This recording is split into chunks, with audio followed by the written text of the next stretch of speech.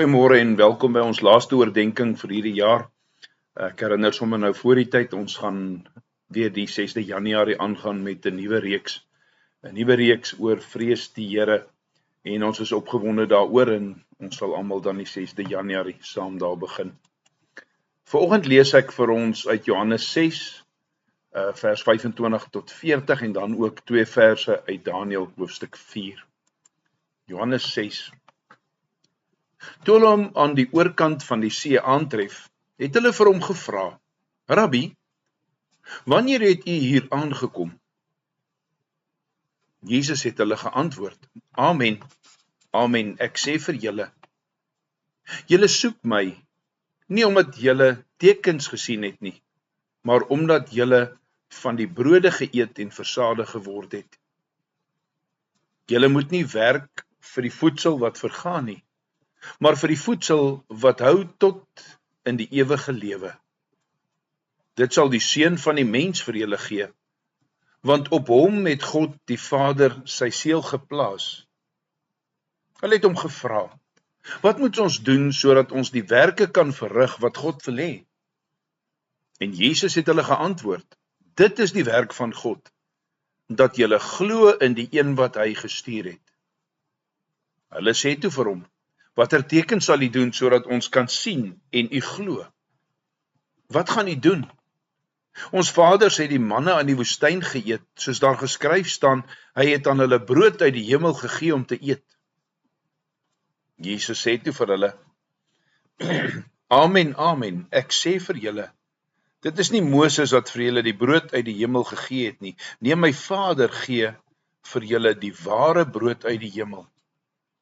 Want die brood van God is hy wat uit die hemel neerdal en aan die wêreld lewe gee. Hulle sê toe vir hom: Here, gee ons altyd hierdie brood. Jesus het vir hulle gesê: ek is die brood van die lewe. Wie na my toe kom sal nooit honger word nie, en wie in my glo sal nooit weer dors word nie. Maar ek het vir julle gesê, julle het my gesien en tog glo julle nie. Elkeen wat die Vader vir my gee, sal na my toe kom. En ek sal die een wat na my kom nooit verstoot nie, want ek het uit die hemel neergedaal. Nie om my wil uit te voer nie, maar die wil van hom wat my gestuur het. En dit is die wil van hom wat my gestuur het, dat ek van almal wat hy my gegee het, nie enkele een verlore sal laat gaan nie, maar hulle op die laaste dag sal opwek, want dit is die wil van my Vader, dat elkeen wat die Seun sien en in hom glo, die ewige lewe sal hê. En ek sal elkeen van hulle op die laaste dag laat opstaan. Daniël 4 lees ons vers 35 en 36. Al die bewoners van die aarde word as niks gereken. Hy doen met die hemelse leer en die bewoners van die aarde wat hy wil. Daar is niemand wat sy hand kan afweer of vir hom kan vra nie: wat het u gedoen? In die tyd het my verstand na my teruggekeer, en wat die waardigheid van my koningskap betref, my majesteit en my luister het na my teruggekeer, en my raadsmanne en edeles het my weer opgesoek. Oor my koninkryk is ek heraangestel, en my grootheid het buitengewoon toegeneem. Geliefdes, gister het ons stil gestaan by die sondigheid van die mens, en ons het vir mekaar gesê dat die mens van nature baie sleg is. Nou wil ek vanoggend begin met 'n vraag. Hoe kan die Here Jesus, van wie ons gister gesê het dat hy baie goed is, hoe kan hy met soveel vertroue praat wanneer hy sê alles wat my Vader my gee, sal na my toe kom? Hoe weet hy dat hulle sal kom? Wat as hulle nie wil nie? Sal hulle dan gedwing word om na Jesus toe te kom? Hoe kan die Here Jesus hier waar die disippels hom uitvra, met soveel sekerheid praat? Jesus se vertroue berus op 'n aantal pilare. Eerstens leer die Bybel dat God se planne altyd waar word en dat niemand sy voorneme kan dwarsboom nie.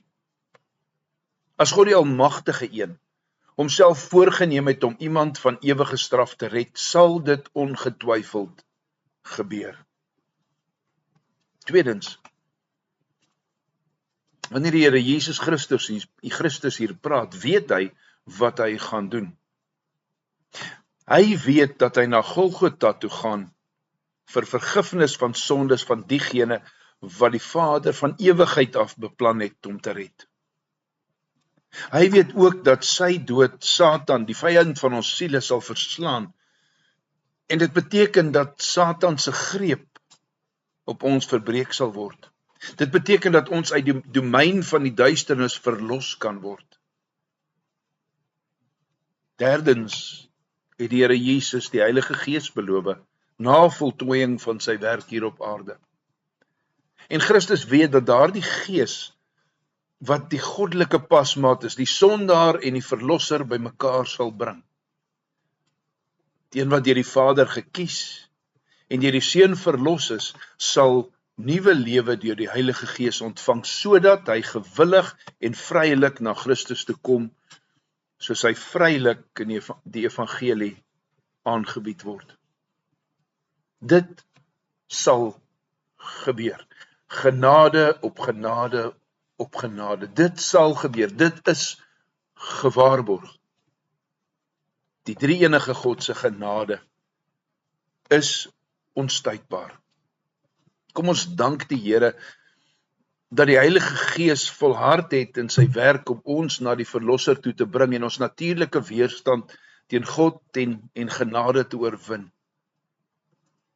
Kom ons bid dat baie na die Verlosser toe sal kom, sodat hulle lewe kan hê en dat ons instrumente kan wees om hulle na Christus toe te wys. Kom ons sluit ons oë. Onse Vader in die hemel, wat 'n voorreg om vanoggend te kan dankie sê dat ek glo. Here, dankie sê dat die Heilige Gees volhardheid in sy werk om my as gelowige na my Verlosser te bring. Om my natuurlike weerstand teen U en U genade te oorwin. Here, mag dit waar wees vir baie ander. Ja, ek wil bid dat baie na die Here Jesus Christus sal kom, sodat hulle ook hierdie lewe kan hê en dat ons almal instrumente kan wees in U hand, om U opdrag uit te voer, om aan almal te verkondig, al die nasies tot aan die uithoeke, dat Jesus die ware Verlosser is. Seën ons in hierdie tyd, seën ons in 'n Kerstyd waar ons ingaan. En ja, Here, as dit U wil is, gee dat ons mekaar in die nuwe jaar weer hier ontmoet. In Jesus naam bid ons dit. Amen. Vanoggend sing ons saam lied 389, die eerste en die tweede vers.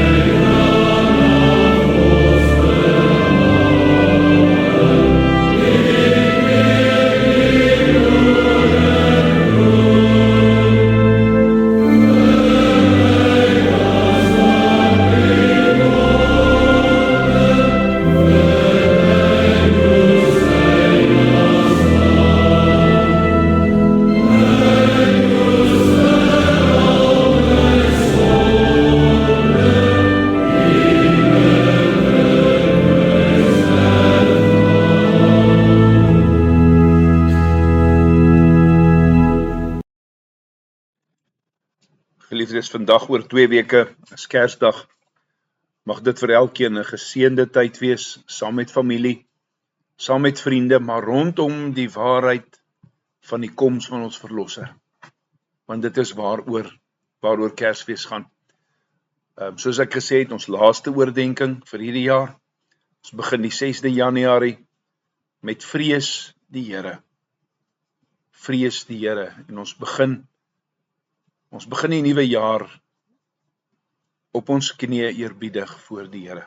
Aan elkeen veilig wees, geseënd wees en leef die evangelie. Tot ons mekaar weer sien in die nuwe jaar. Totsiens.